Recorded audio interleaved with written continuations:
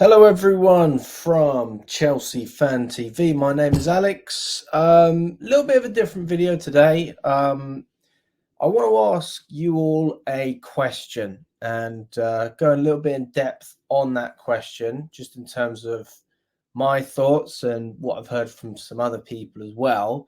And I want to talk about Caicedo and that defensive midfielder role, that CDM role that we haven't really managed to fill in terms of getting a new player in the door from a transfer point of view. Obviously, we've tried players in pre-season, and some of the players have actually really played well. I think Cesar Caicedo, I think he's shown that he's a really good player, but he needs another loan. And we've also got Andre Santos as well, who, if I'm being honest, is probably capable of being in the Premier League squad. But is he a starter? Probably not.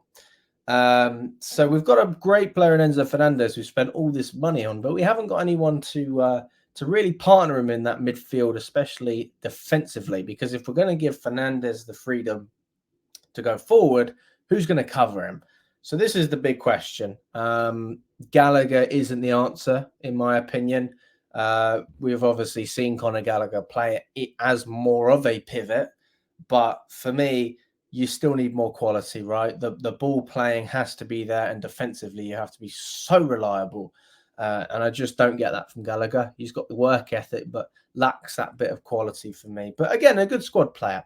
So the question is, do we go all out and pursue Caicedo more than we already have? Do we spend 100 million, 105 million, however much Brighton ask in order to get this player? He's only 21 years of age. Brighton paid less than 10 million for him. Why is he worth 100 million? And the reality is, if we really want to look at it, there's nobody better on the market at the moment than Caicedo.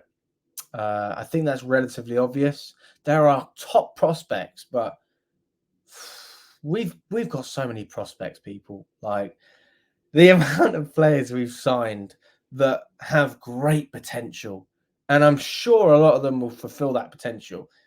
And that's great. I'm happy with that. But you need to mix potential with here and now quality so we can win straight away.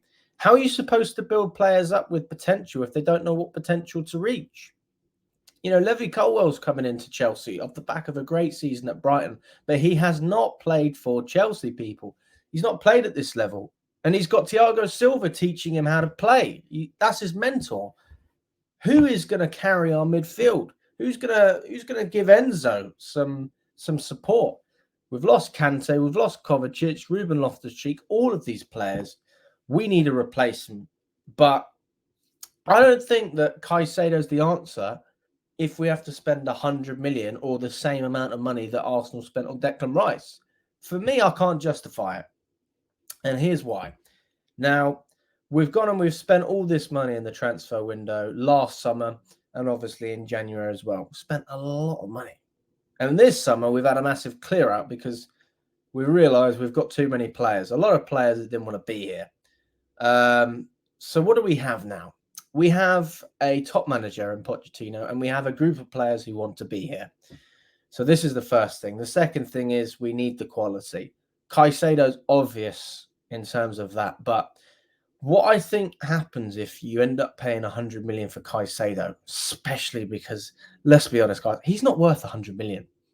You know, this is what I'm getting at. I'm not just, I haven't got an ego problem here. I'm not saying that, you know, Chelsea shouldn't pay the money because we're better than Brighton and they should just accept our bid. I'm not saying that.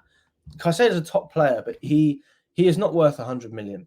If Declan Rice is worth 100, 105 million, 100 million, Caicedo is worth 85, 90 max, and that's still too much, in my opinion. That's still far too much. The guy has a complete lack of experience compared to Rice. Rice has been in this league, what, 6 years? Something like that, maybe longer. And he's performed at centre-back, CDM, carrying that West Ham side. A struggling West Ham side as well, might I add. Caicedo's been at Brighton only a couple of seasons. I think he came in 2021, something like that. It's not long at all. And he's been a great player in a great team. And absolutely, he deserves to go to a bigger and better club. He deserves to challenge for silverware. He is a player of a caliber who should be in a team like that. It's almost unfair on him to be stuck with a team like Brighton. But it is what it is. The problem is he ended up signing a new 5-year deal at Brighton because he was on £4,000 a week before, and obviously they offered him a massive pay rise from £4,000. And now look, you've got a player that's stuck there and has absolutely no control. So Brighton are completely in the driving seat. So fantastic business from Brighton. They knew exactly what they were doing, and they were not acting in the player's best interest because obviously they're paying him more, but they wanted to get a good price tag for him at the end of the day. And apparently they promised him that he could leave anyway. Absolute rubbish. If they did promise him, then he's been completely mugged off. And I don't want Chelsea to get mugged off as well. So for me, if you spend that money on Caicedo, £100 million, everyone is going to know about it. And what does that mean? It means all of our transfers are going to be inflated. That means any player we want, clubs are just going to push out for that extra 5 million, that extra 10 million, that extra 20 million, whatever it is that can't be justified under any other team except Chelsea. It's like a Chelsea tax. They always talk about Man United tax, right? When players want to go to Man United and Man United are looking at players, teams seem to bump up the price a little bit because they know Man United have the money to pay it, and they're such a big team. So they call it Man United tax. If we end up getting Caicedo, I think Chelsea tax will be more of a thing because it already has been a thing over the past year. People have, we've been ripped off on a lot of transfers. I don't think Mudryk was initially worth 100 million. I think Enzo Fernandez is a top player, but is he worth more than 100 million with such a lack of experience? I'm not sure. We need to be respected in the transfer market and understand that there are times as a club that it's okay to walk away from deals.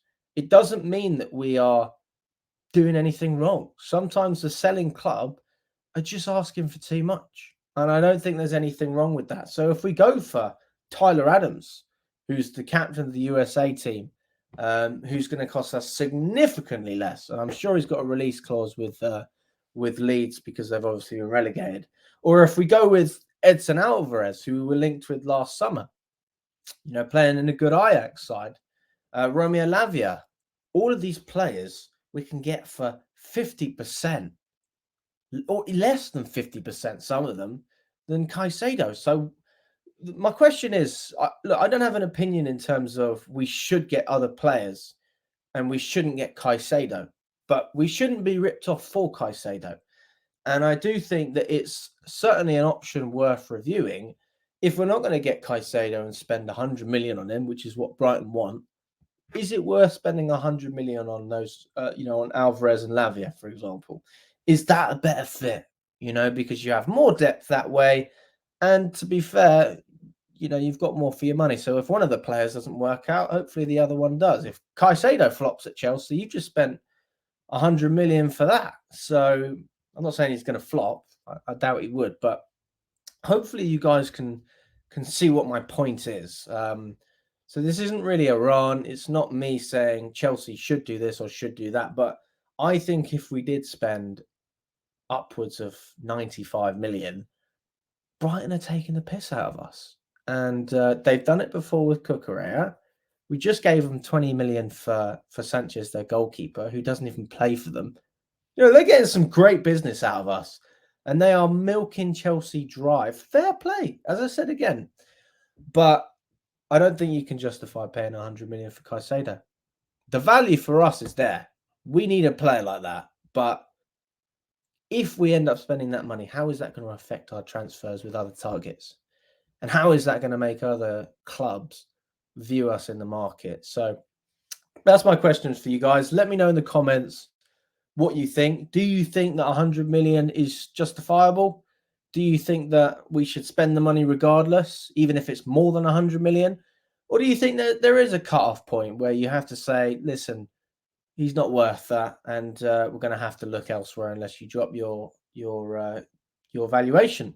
So let me know, guys. Like and subscribe to the channel. All the best, and up the Chels.